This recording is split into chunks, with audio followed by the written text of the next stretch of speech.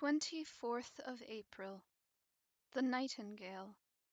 A Conversation Poem. April 1798.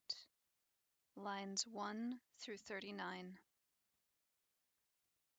No cloud, no relic of the sunken day distinguishes the west, no long thin slip of sullen light, no obscure trembling hues.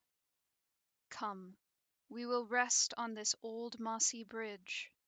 You see the glimmer of the stream beneath, but hear no murmuring. It flows silently. O'er its soft bed of verdure all is still. A balmy night, and though the stars be dim, yet let us think upon the vernal showers that gladden the green earth, and we shall find a pleasure in the dimness of the stars. And hark! The nightingale begins its song. Most musical, most melancholy bird. A melancholy bird? Oh, idle thought! In nature there is nothing melancholy. But some night-wandering man whose heart was pierced with the remembrance of a grievous wrong, or slow distemper, or neglected love, and so, poor wretch, filled all things with himself, and made all gentle sounds tell back the tale of his own sorrow.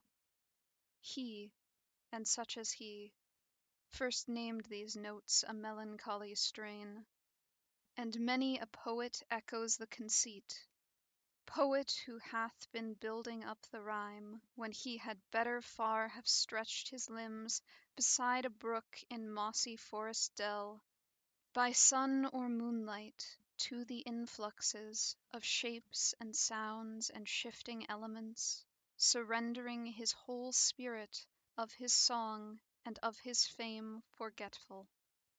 So his fame should share in nature's immortality, a venerable thing, and so his song should make all nature lovelier, and itself be loved like nature, but 'twill not be so. And youths and maidens most poetical, who lose the deepening twilights of the spring in ballrooms and hot theatres, they still, full of meek sympathy, must heave their sighs or Philomella's pity-pleading strains.